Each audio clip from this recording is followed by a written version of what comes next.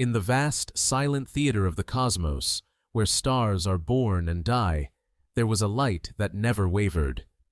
She was Selene, the Titan goddess, her chariot of silver pulling the moon across the velvet expanse of night. Her existence was one of eternal, lonely grandeur, a celestial dance performed for a sleeping world. But one night, her divine gaze fell from the heavens to the earth, drawn to a mortal of impossible beauty.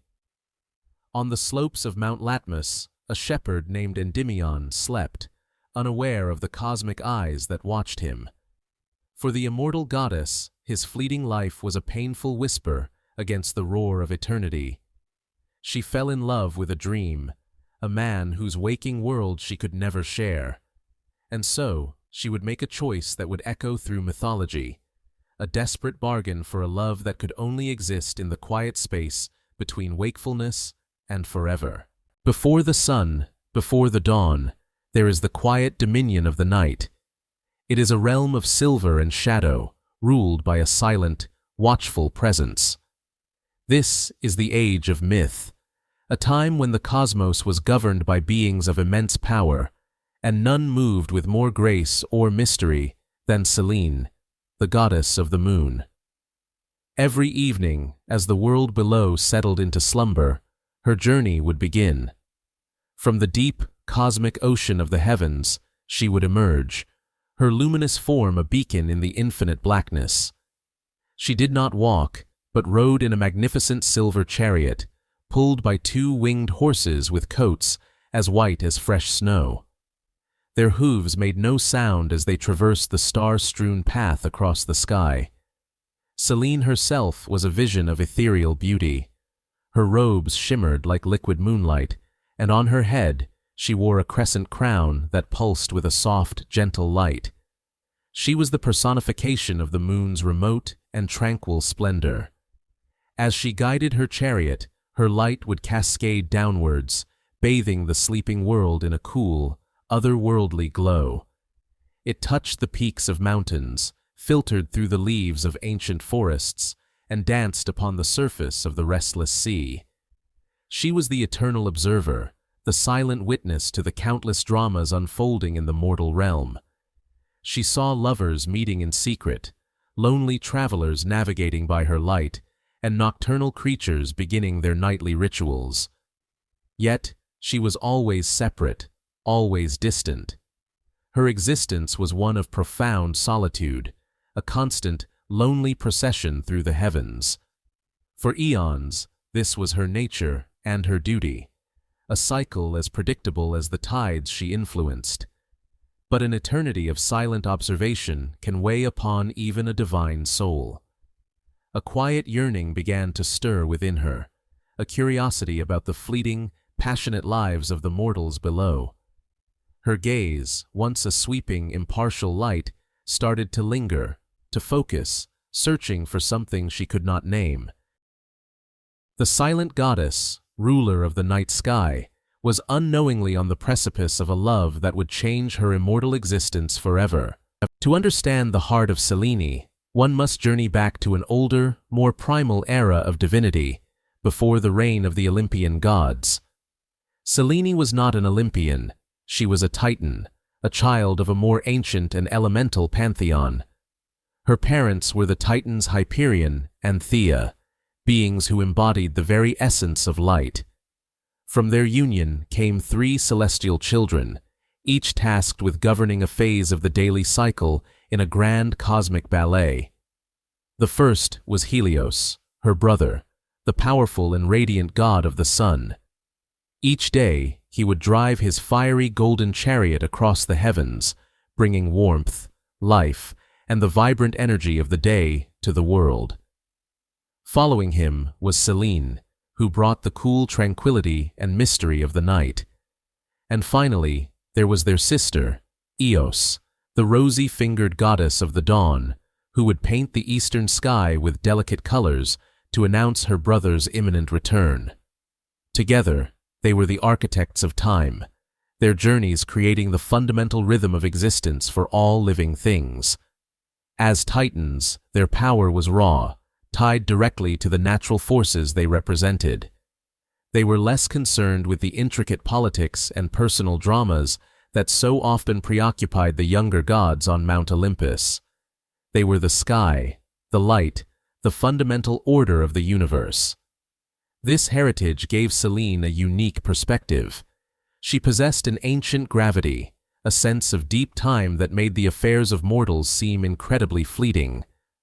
While the Olympians feasted, quarreled, and meddled, Selene continued her silent, solitary task, a remnant of a bygone age of gods. But this ancient nature also held a capacity for immense, singular focus. Her emotions, once stirred, would not be frivolous or fleeting. They would have the weight of eternity behind them, a force as powerful and unyielding as the celestial body she commanded. From her vantage point in the cold, silent expanse of the cosmos, Selene watched the world turn. For millennia, it was a tapestry of shifting landscapes and abstract patterns. But slowly, her perception began to change. Her divine gaze, once sweeping and impersonal, started to narrow, focusing on the intricate details of the mortal realm below. She saw the world not as a distant sphere, but as a place of vibrant, fragile life. Under her gentle light, cities became more than just clusters of faint sparks. They were homes, filled with sleeping families, their dreams and worries temporarily set aside. She saw the lone watchman on the city walls, the baker preparing dough in the pre-dawn hours, the scholar reading by a single oil lamp. She watched as her moonlight illuminated the pathways of silent forests, revealing the cautious steps of a fox or the wide eyes of an owl. She saw the silver-capped waves of the Aegean Sea, where fishing boats bobbed gently in quiet harbors, their crews resting for the day ahead. With this newfound focus came a profound understanding of the mortal condition. Their lives were so brief, so fleeting.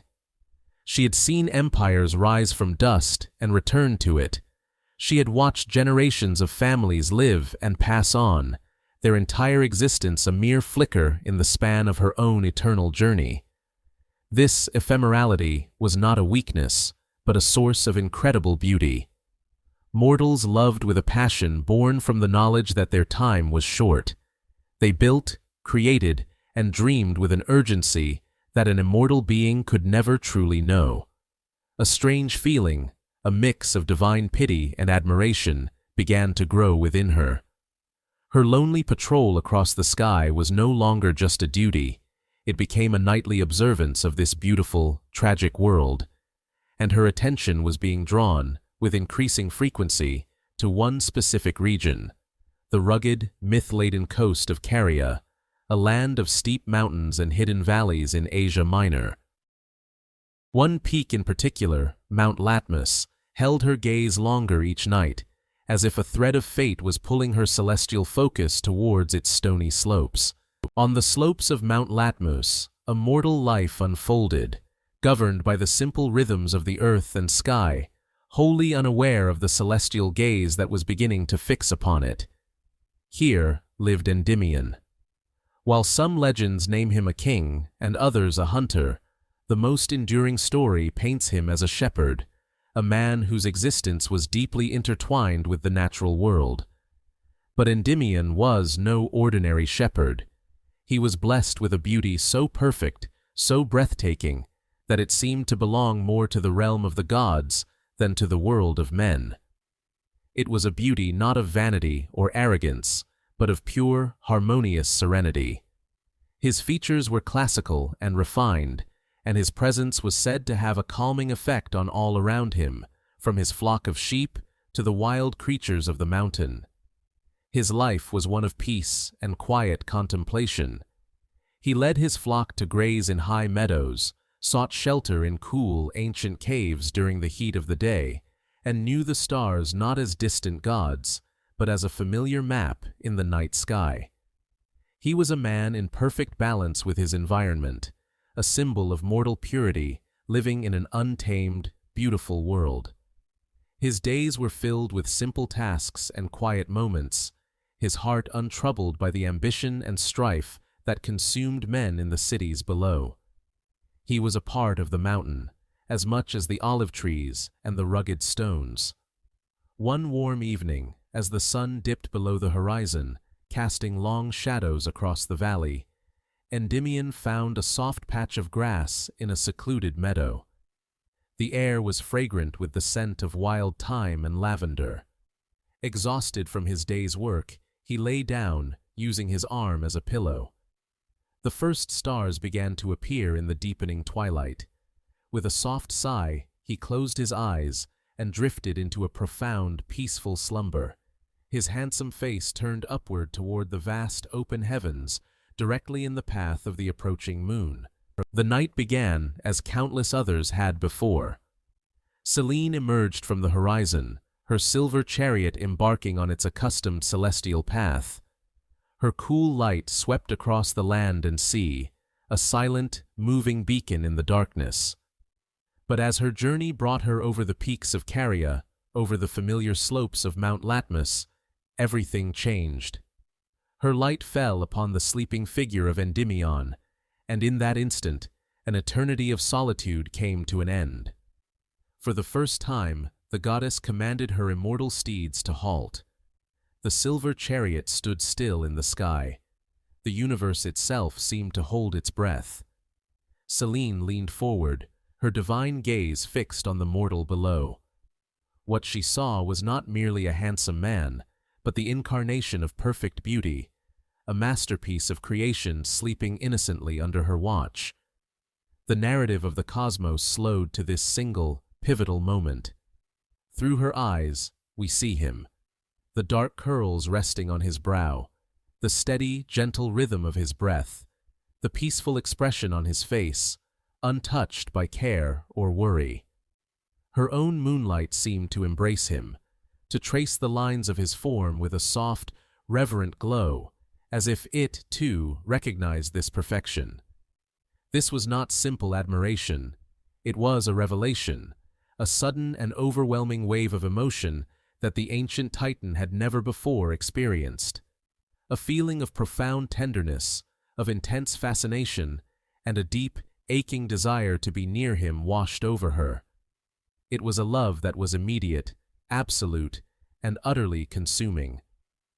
In that moment, the immense gulf between the divine and the mortal, the eternal and the ephemeral, ceased to matter. There was only the goddess in the sky and the beautiful sleeper on the mountain. Compelled by this irresistible new force, Selene began her descent. Leaving her chariot and her celestial duties behind, her luminous form drifted silently down from the heavens, drawn like a moth to a flame, moving toward the shepherd who had captured the heart of the moon. The celestial sphere continued its silent, indifferent revolution, but for the moon goddess Selene, the universe had contracted to a single point of light on a sleeping world. Her nightly passage, once a solitary and majestic duty, had become a pilgrimage. The silver chariot, drawn by its luminous steeds, no longer simply traversed the heavens. It now charted a deliberate course toward the peaks of Mount Latmus in Caria. There, nestled in a secluded grotto, lay Endymion. Her initial discovery had been an accident, a fleeting glimpse of profound mortal beauty. But what began as curiosity had deepened into a powerful, consuming fascination. Night after night, she would halt her journey, her divine radiance spilling into the cave, bathing the shepherd in a soft, ethereal glow. She learned the contours of his face, the steady rhythm of his breath, the peaceful expression he wore in his slumber. He was a perfect sculpture of humanity, untouched by the worries of the waking world. For a goddess whose existence was defined by eternity and cosmic solitude, this fleeting mortal became an anchor. Her love was a silent, one-sided affair. She was the sole audience to his nightly repose, the unseen guardian of his dreams. She would descend from her chariot, her feet making no sound on the cool stone, and sit beside him for hours. She would trace the lines of his form with her silvery light, an intangible caress he would never feel. This ritual became the center of her immortal existence. The stars and constellations were now just waypoints on her journey to him. But this growing enchantment was shadowed by a profound divine conflict. Selene was a titaness, a primordial force of nature, constant and unchanging. Endymion was a man, a creature of flesh and bone, subject to the relentless march of time. Every visit was a reminder of his fragility. She, who commanded the tides and measured the ages, was falling for a being whose life was as brief as a single sunrise in the grand scale of her own. The perfection she adored was temporary. This realization began to plant a seed of desperation in her divine heart. Her secret love affair with a sleeping mortal was a beautiful, impossible dream, and she knew, with the certainty of a goddess, that the dawn would eventually come to shatter it. The first rays of dawn, championed by her own brother Helios, became Selene's greatest adversary. As his golden chariot began its ascent in the east, she was forced to retreat, her silvery luminescence fading into the harsh light of day. Leaving Endymion's side each morning was a wrenching departure, a return to her cold, empty domain in the sky. From her celestial vantage point, she would watch the world below awaken, and her heart would be filled with a unique form of divine anxiety. This was the agony of mortality, not her own, but his. She was immortal, and for the first time, she felt it as a curse. Her eternity meant she was destined to witness his decline. While she remained unchanged, he was bound to the unforgiving cycle of human life. During the day, she would imagine him waking, tending to his flock, living his life under the sun. She pictured the sun wrinkling the skin around his eyes, the physical exertion of his work taking its toll on his youthful form. Every sunset she witnessed was one day less of his existence. The very concept of aging, something she had observed with detached indifference for millennia, now became a source of intense personal torment. She saw it in the wilting flowers, the decaying leaves of autumn, and the crumbling ruins of ancient cities. All of it was a reflection of the fate that awaited Endymion. Her perfect silent moments with him in the grotto were a sanctuary, a bubble of perfection she desperately wanted to preserve. But the reality of his nature was inescapable. He would grow old. His black hair would turn to silver, not with divine light like hers, but with age. His strong body would weaken, and eventually he would be gone, leaving her to traverse the heavens for countless eons with only the memory of his face. This future was unacceptable. The goddess of the moon, a being of immense power, felt utterly helpless before the simple, biological truth of human life. Her love, so pure and profound in the stillness of the night, was threatened by the fundamental laws of existence. A quiet desperation took root in her immortal soul. She could not, would not, simply stand by and watch the man she loved wither away. She had to act. Her nightly visits were no longer enough. She needed to find a way to stop time itself for him, to protect her perfect image of him from the ravages of his own humanity. Driven by a love that defied the boundary between God and mortal, Selene guided her chariot towards a destination she rarely sought, the gleaming peak of Mount Olympus, the seat of ultimate power. Her journey was not one of duty, but of desperation. She, a primordial goddess who typically kept to her own celestial sphere, was about to humble herself before the Olympian court. The gates of the divine citadel opened before her, revealing the breathtaking, chaotic grandeur of the home of the gods. Beings of immense power and vanity paused their intrigues to watch the famously solitary moon goddess proceed towards the great hall. At its head, seated upon a throne carved from celestial marble, was Zeus, the king of gods and men. His presence was a palpable force, his gaze capable of seeing through any pretense. Selene approached, her usual calm demeanor replaced by a resolve born of fear. She knelt before the throne, a gesture of supplication that silenced the hall. In a clear, steady voice, she began her plea. She spoke not of cosmic matters or celestial disputes, but of a mortal shepherd on a lonely mountain. She described her love for Endymion with a raw, honest emotion that was rare on Olympus. She confessed her terror of his mortality, the slow, inevitable decay that awaited him. She did not ask for him to be granted immortality and brought to Olympus. She knew such a gift often came with unforeseen consequences and would change the very man she loved. Her request was far more specific, more unusual. She asked that his beauty and youth be preserved forever, exactly as it was when she first saw him. She pleaded with Zeus to grant him a state of being that would shield him from the ravages of time and the pains of life. The assembled gods listened, their reactions a mixture of surprise, amusement, and perhaps a flicker of understanding. Hera, ever watchful for Zeus's potential indiscretions, observed with a critical eye. Apollo, her brother of the sun, perhaps felt a pang of sympathy for her struggle against the dawn. Zeus listened intently, his expression unreadable. He stroked his great beard, considering the gravity of the request. To meddle so directly with a mortal's fate was no small thing. It could unravel the threads woven by the fates themselves. After a long, tense silence, he finally spoke. He acknowledged the depth of her love, but declared that such a monumental alteration of destiny could not be a gift forced upon the mortal. The choice, he decreed, must ultimately belong to Endymion himself. The decree from Olympus echoed through the cosmos, and its weight fell upon the sleeping mind of a mortal. Zeus, true to his word, would not impose a fate upon Endymion. Instead, he dispatched his swift messenger, Hermes, to present the shepherd with a choice. The god of travelers, dreams, and boundaries descended from the heavens not as a physical being, but as a presence within Endymion's own subconscious. The shepherd's dreamscape shifted from pastoral tranquility to an ethereal, misty crossroads.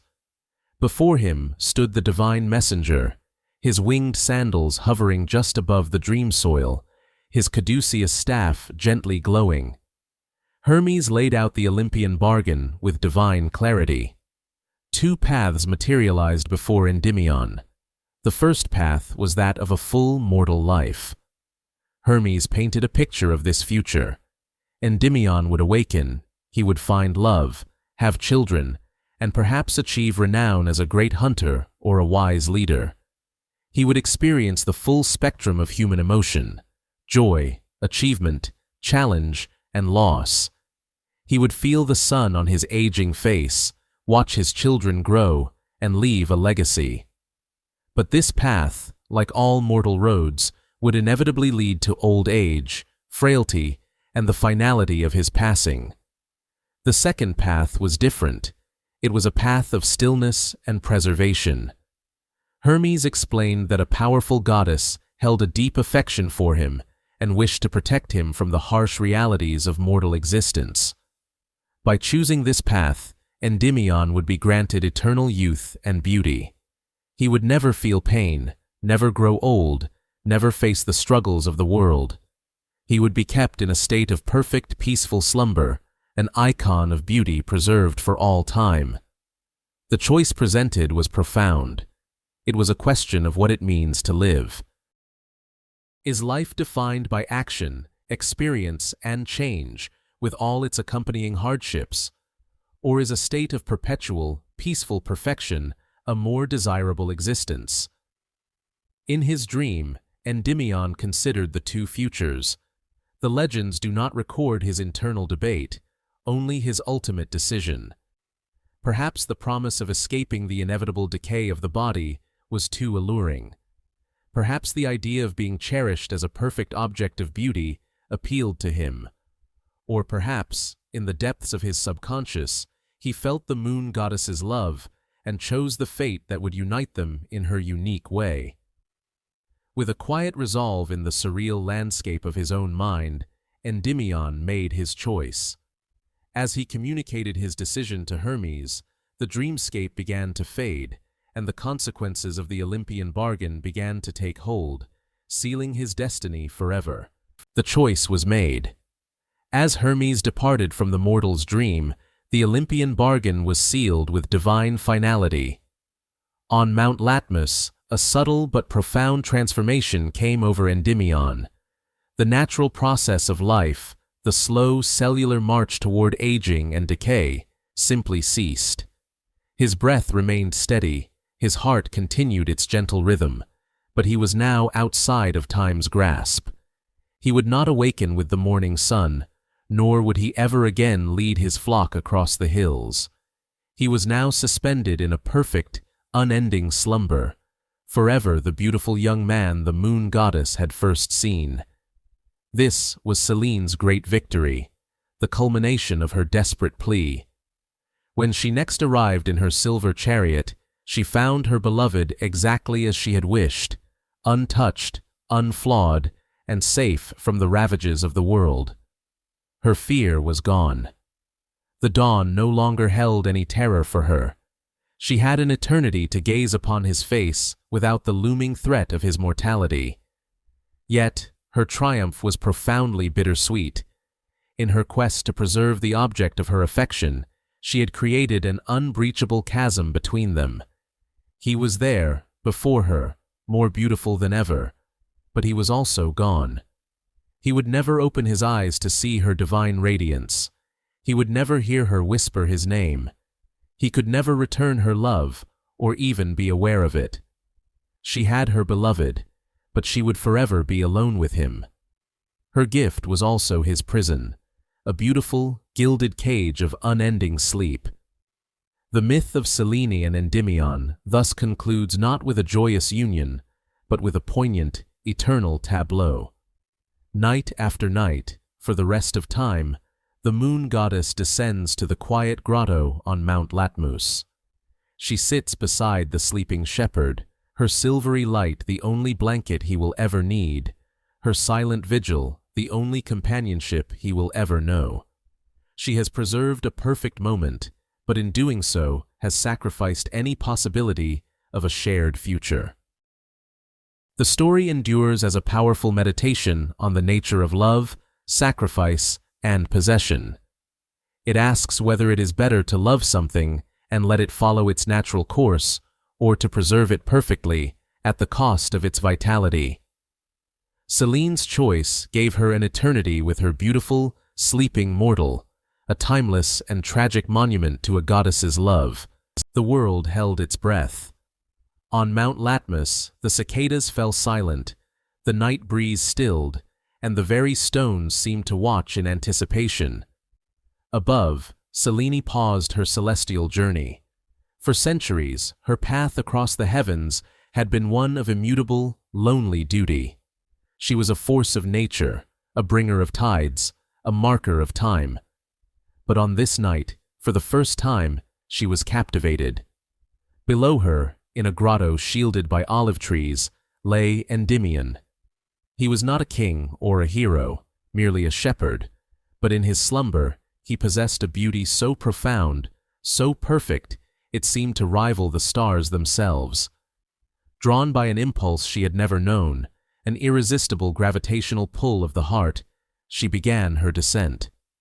Her silver light, usually a cool and distant glow, softened as she drew near, becoming a warm, ethereal aura that enveloped the mountain. She moved without a sound, a phantom of light gliding over the rugged terrain. Her chariot, pulled by luminous white horses, waited for her in the upper atmosphere as she drifted down to the sleeping mortal. She stood over him, a goddess humbled by a human form. She studied the peaceful expression on his face, the gentle rise and fall of his chest, the way his dark hair contrasted with the pale stone he used as a pillow. In him, she saw none of the ambition, strife, or fleeting passions that consumed the mortal world. He was an icon of pure tranquility, a perfect stillness in a world of constant motion. This was a dangerous precipice. She was immortal. He was ephemeral. Her world was the cold, vast expanse of the cosmos. His was the warm, breathing earth. To bridge that gap was to defy the fundamental order of existence. Yet, the longing was too powerful to resist. Leaning down, her silvery hair cascading around them, she gently placed a kiss upon his lips. It was a kiss not of fiery passion, but of profound reverence. It was the touch of the eternal upon the temporary, the celestial meeting the terrestrial. In that singular moment, a silent pact was sealed. The moon had fallen in love with a man who would never know her name, and she, in turn, had found her purpose not in the sky, but in this quiet corner of the earth. As the eastern horizon began to blush with the first hints of dawn, Selene reluctantly retreated. She ascended back to her chariot, her heart filled with a new and aching vulnerability. She had left Endymion undisturbed, still lost in his dreams, but the goddess of the moon was forever changed. Her nightly passage would never be the same again. Selene's nightly journey was no longer a lonely patrol, but a sacred pilgrimage. Every evening, as she began her ascent into the heavens, her focus was singular: the peak of Mount Latmus and the sleeping figure nestled there. Her love affair was unlike any other in myth or history. It was a romance conducted in absolute silence, a relationship with a perfect, unchanging ideal. Night after night, she would descend to watch Endymion. She learned the rhythm of his breathing, the way his expression would subtly shift in his dreams. She would sit by his side for hours, a silent guardian bathed in her own gentle light. There were no conversations to be had, no disagreements to resolve, no future to plan. He never aged in her eyes, never disappointed, never failed to be the beautiful, peaceful mortal who had first captured her heart. This silent devotion was both the source of her greatest joy and her deepest melancholy. She could bestow her affection without reservation, but she could never receive it in return. She could share her presence, but never her thoughts. It was a love that existed outside the bounds of human experience, pure and untainted by the complexities of a waking relationship. Yet, this very perfection was its flaw. She was a goddess in love with a dream, an admirer of a beautiful statue that happened to breathe. As seasons turned on earth below, Selene remained constant, but a profound anxiety began to stir within her immortal heart. Endymion was mortal. While he slept peacefully, the relentless march of time was still at work. Wrinkles would one day line his perfect face, his dark hair would turn to silver, and his strong form would grow frail. The thought was unbearable. The idea that her perfect, silent love could be eroded by age and ultimately taken from her by his natural mortality became an obsession. Her nightly vigils, once filled with serene adoration, were now tinged with a quiet desperation. The silence that had once been a comfort now echoed with the ticking clock of his finite life. How could she, a goddess who commanded the night sky, be so powerless against the simple, inevitable fate of one human? Her love, so pure and celestial, was threatened by the most terrestrial of laws. She could not bear to watch him fade. She had to preserve this perfect moment, this silent love, for all eternity. This growing fear would force her to make a momentous choice, a plea to the highest authority in the cosmos, an appeal that would seal Endymion's fate forever. While Selene's love for the sleeping Endymion appears to be a tale of passive adoration, some ancient traditions suggest it was profoundly generative. From this silent, one-sided union, a remarkable legacy was born: the 50 daughters of Selene and Endymion. These offspring, known collectively as the Mene, are not figures of dramatic narrative like other heroes or demigods. They do not embark on quests or engage in epic battles. Instead, their existence is one of cosmic and symbolic importance. Their number, 50, is not arbitrary. It resonates with the complex ways the ancient Greeks measured time. To some scholars, the 50 Minae represent the 50 lunar months that constitute an Olympiad, the 4-year cycle between the Olympic Games. In this interpretation, the daughters of the moon goddess and her mortal lover literally embody the calendar, providing a framework for one of the most important cultural cycles in the Hellenic world. Each daughter is a marker of time, a personification of the moon's steady passage. Other interpretations connect them to different lunisolar calendars, where intercalary months were added to align the lunar year with the solar year. The story, therefore, elevates Endymion from a mere object of divine affection to a progenitor of cosmic order. His union with Selene, though silent and dreamlike, brings structure to the heavens and to human society. The myth becomes an allegory for how the celestial cycles, represented by Selene, interact with the terrestrial world, represented by Endymion, to create the very concept of measurable time. The historian Pausanias, in his Description of Greece, alludes to this lineage, noting that some believed Endymion and Selene were parents to 50 daughters. This brief mention anchors the abstract idea in the historical record, showing it was a known variant of the myth. This aspect of the story transforms the romance into a foundational myth about cosmology. It suggests that even in stillness and sleep, life and order can be generated. The love of a goddess for a mortal was not just a private affair, it had consequences that rippled throughout the cosmos, ordering the months and seasons. The 50 Menai stand as a silent testament to the power of their parents' union, a celestial dynasty born not of words or actions, but of a steady, unending, moonlit vigil. The story of Selene and Endymion, with its themes of eternal love and peaceful rest, resonated deeply throughout the ancient world, particularly with the Romans. As the tale migrated from Greece to Rome, where Selene became Luna, its meaning found a powerful new expression, not in epic poems, but carved into the very stone of Roman sarcophagi.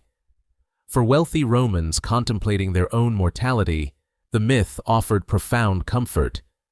The image of Endymion, forever young and beautiful in his enchanted sleep, became a popular and poignant motif in funerary art.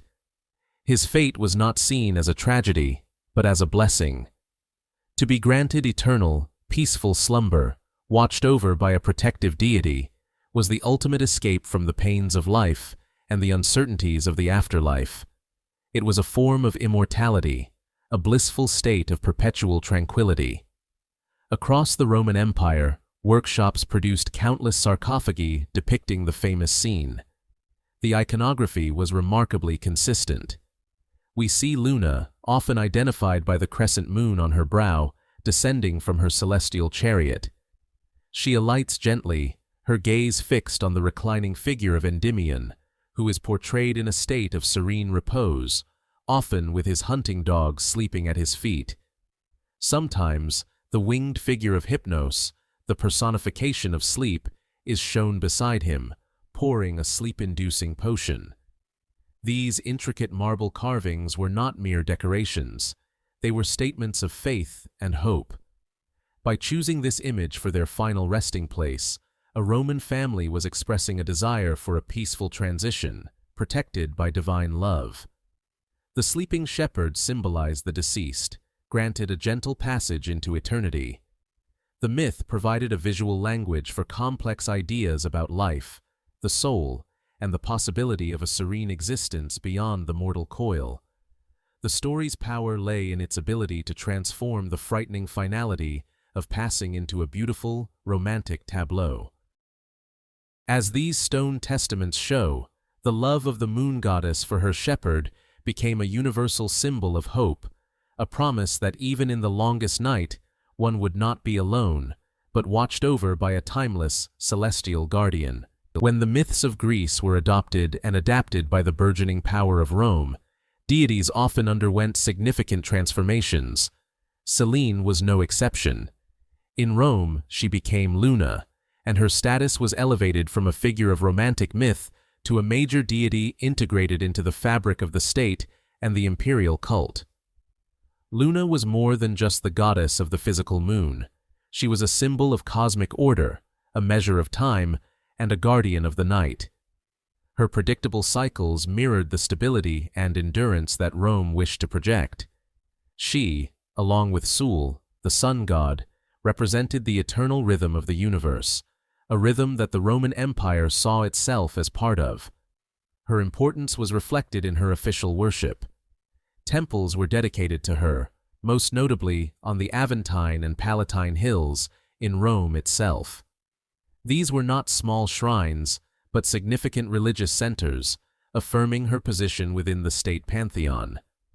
Luna's image, often featuring her crescent diadem and her chariot, was a common feature on Roman coinage.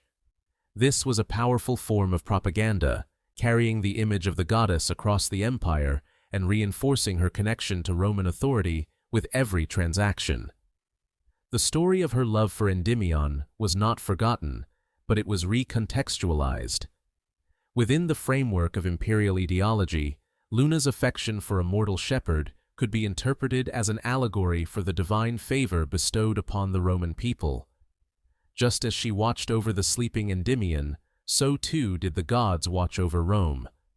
The emperors, who increasingly associated themselves with Sol, the sun, were part of this celestial partnership. The imperial family was thus linked to both the sun and the moon, claiming a divine mandate to rule that was as natural and eternal as the cycles of day and night. Luna became a celestial queen, a divine counterpart to the earthly power of the emperor. Her myth was no longer just a personal story of forbidden love. It was a political tool, a symbol of empire, and a guarantee of its permanence. This transformation demonstrates the remarkable adaptability of myth, showing how a simple, poignant tale from a Greek mountainside could be reshaped to serve the ambitions of the world's greatest superpower, becoming an emblem of its eternal glory. As Europe awoke from the Middle Ages, it found itself dreaming of the ancient world. The Renaissance was a fervent rebirth of classical art, philosophy, and mythology. In the opulent courts of Florence and Rome, the gods and heroes of Greece were resurrected, not as objects of worship, but as powerful symbols of human potential and passion. Within this cultural furnace, the quiet story of Selene and Endymion was reforged. It was no longer just a pastoral romance. It became a sophisticated allegory for the soul's highest aspirations. Artists of the era, patronized by powerful families like the Medici, saw in the myth a perfect expression of Neoplatonic ideals. Endymion's eternal slumber was reinterpreted as a state of profound contemplation, where the soul, free from the distractions of the physical world, could perceive divine truth and beauty. Selene, the luminous moon goddess, was the very embodiment of that divine beauty, a celestial ideal descending to grace the contemplative mind.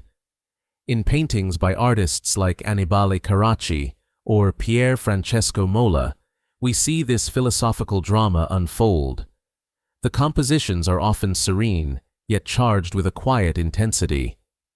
Endymion is depicted not as a simple shepherd, but as a classical figure of idealized male beauty, his form bathed in the soft, silvery light of the moon. Selene is a figure of grace and power, her gaze a mixture of love and reverence. The landscape of Mount Latmus is transformed from a wild pasture into an Arcadian paradise, a stage for a divine encounter.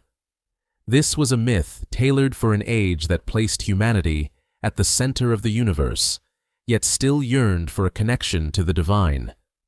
The love between the goddess and the mortal was seen as the ultimate union of heaven and earth, the divine intellect illuminating the receptive human soul. But this intellectual interpretation held a tension within it. By elevating the myth into a philosophical concept, did it risk losing the raw, human emotion at its core? The sleeping shepherd may have represented the contemplative soul, But he was also a man trapped in an endless dream, forever separated from the one who adored him. This question would linger, waiting for a new generation of poets to answer it. The cool, philosophical interpretations of the Renaissance gave way to a storm of feeling with the dawn of the Romantic era. In the early 19th century, a new generation of artists and writers rejected pure reason in favor of intense emotion, the sublimity of nature, and the power of the individual imagination. For them, the story of Selene and Endymion was not an allegory to be decoded, but a passion to be experienced. And no one experienced it more deeply than the young English poet John Keats. In 1818, Keats published his sprawling, 4,000-line epic poem, Endymion. He began it with one of the most famous lines in English literature: "A thing of beauty is a joy forever." This single phrase encapsulates the entire romantic reimagining of the myth. For Keats, the story was not about a passive shepherd granted eternal youth. It was about an active, arduous quest for the ultimate ideal of beauty. Keats's Endymion is a restless soul, a shepherd prince who is haunted by a vision of a celestial goddess, whom the poem names Cynthia, an alternate name for the moon deity. He doesn't simply lie down and wait for her. He undertakes a monumental journey through enchanted forests, the depths of the ocean, and the celestial spheres in pursuit of his divine love. His quest is a metaphor for the artist's own journey, a relentless search for transcendence through the power of imagination. The love story becomes an exploration of the connection between the earthly and the divine, the real and the ideal. Keats grapples with a central romantic dilemma. Can this perfect, imagined beauty ever truly be found and sustained in the real world? The poem is a testament to the belief that the pursuit itself is what gives life meaning. The love for the moon goddess is not a passive adoration, but an all-consuming fire that drives creativity, empathy, and a deeper connection to the natural world. Keats poured his own youthful idealism and passionate sensibilities into the work. He transformed a static myth into a dynamic narrative of becoming, a testament to the human heart's capacity for infinite longing. Yet, his epic journey also highlights the immense difficulty of this quest, leaving the reader to wonder if the chasm between the mortal and the ideal can ever truly be bridged. Beyond the grand canvases of the Renaissance and the passionate verses of the Romantics, the myth of Selene and Endymion settled into the cultural consciousness as something more intimate and bittersweet, a powerful symbol of unattainable love. The core of the story, when stripped of its allegorical layers, presents a fundamental paradox. Selene achieves her desire to preserve her lover's beauty for eternity, but at the cost of any meaningful relationship. She can gaze upon him, she can visit him nightly, but she can never speak with him, share a thought, or receive his waking affection. He is a perfect, breathing statue, an object of adoration, not a partner. This eternal, one-sided vigil has resonated through the ages as a poignant metaphor for different forms of impossible love. It speaks to the pain of unrequited love, where one person's feelings are immense and unwavering, while the object of their affection remains unaware or unresponsive. It reflects the longing for someone lost, a love preserved perfectly in memory, but inaccessible in reality. The myth also explores the human tendency to idealize the beloved. By placing Endymion in an eternal sleep, Selene protects him from the ravages of time, illness, and change. She freezes him as a perfect ideal, shielding her own love from the complexities and disappointments of a real, evolving relationship. In this light, her love is not just for him, but for a perfect, unchanging idea of him. This interpretation turns the myth into a cautionary tale about the dangers of possession and the desire to control. Selene's act, born of love, becomes a cage, however beautiful. Endymion is preserved, but he is not free. He has eternal youth, but no agency, no future, no life. The story becomes a haunting question. What is the nature of a love that denies the beloved their own existence? Is this profound devotion, or is it the ultimate form of selfishness? The image of the moon goddess descending night after night to be with her silent lover is one of the most beautiful and tragic in all of mythology, a timeless portrait of the vast, silent space that can exist between two hearts. In the 20th and 21st centuries, a world of psychoanalysis, science fiction, and shifting social norms, the ancient myth of the moon and her sleeping lover continues to find new resonance. It has proven remarkably adaptable, its themes of love, time, and consciousness echoing in unexpected places. Modern interpretations often move away from the divine romance and delve into the story's complex psychological underpinnings. From a psychoanalytic perspective, the myth can be seen as a powerful dream symbol. Selene represents the anima, the unconscious feminine side of a man's personality, visiting the conscious mind, Endymion, only when it is at rest and receptive in sleep. Their union is the integration of the conscious and unconscious, a journey into the self. But modern readings also introduce a more critical lens. The question of consent, absent from ancient narratives, becomes central. Selene's actions, once viewed as a goddess's prerogative, are re-examined. Is her nightly visitation an act of love or an intrusion? Is Endymion's eternal sleep a gift or a sentence? This reframing reflects contemporary concerns about power dynamics and agency within relationships. The story's imagery has permeated popular culture, often subtly.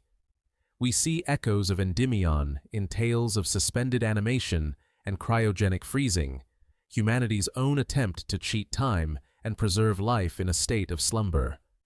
Science fiction stories about sentient artificial intelligences falling in love with their creators, who are ephemeral and fragile by comparison, mirror the dynamic between the immortal goddess and the fleeting mortal. In literature and art, the myth is used to explore themes of obsession, the nature of reality, and the fantasy of a perfect, non-demanding partner. The sleeping Endymion can represent a blank canvas onto which any desire can be projected. He is the ideal lover because he never challenges, never disappoints, never changes.